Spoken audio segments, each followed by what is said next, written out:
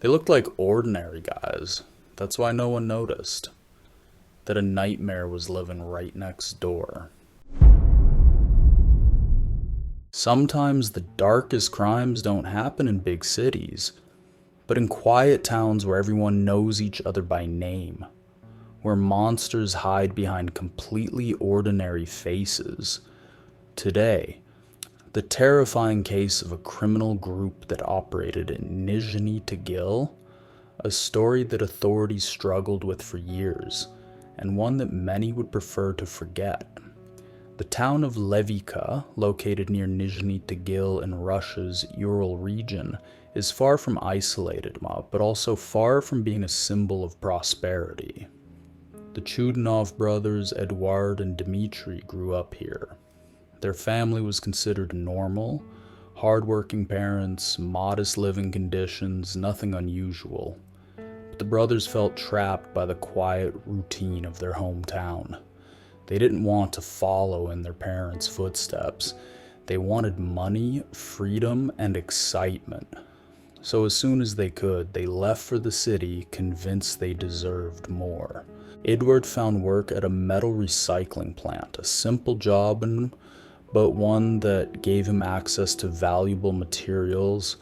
The brothers began stealing and selling metal on the side. The money seemed easy, and with fast money came dangerous confidence.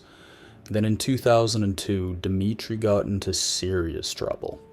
A young woman was ready to go to the police after an incident involving him. Instead of facing consequences, the brothers chose a terrifying solution. When the missing weren't found and no one was held accountable, the brothers drew a deadly conclusion. Nothing can stop us.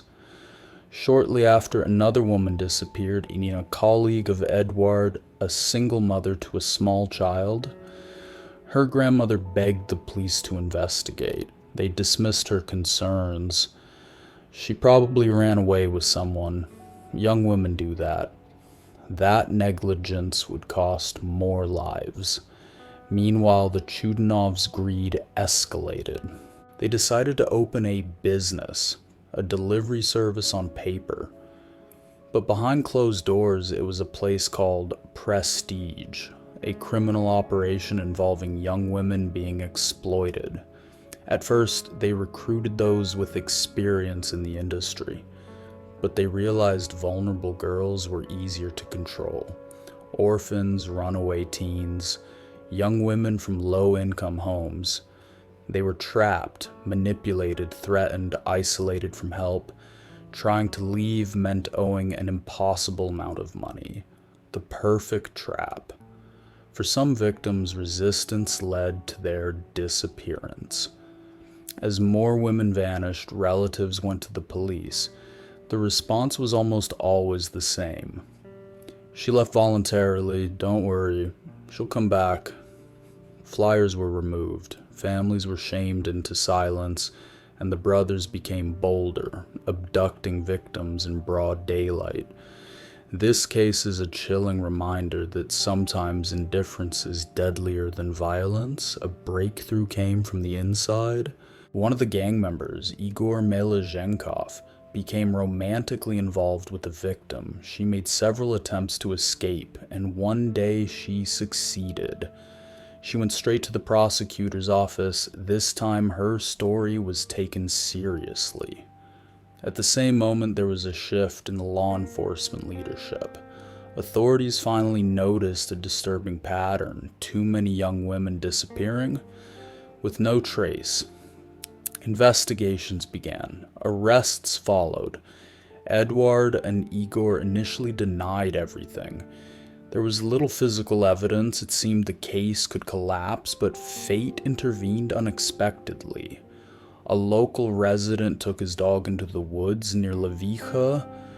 The dog suddenly stopped and uncovered what investigators had been searching for all along: human remains.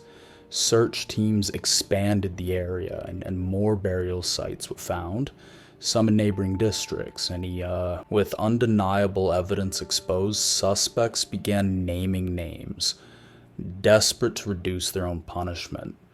During forensic analysis of one of the graves, experts made a discovery that stunned everyone involved.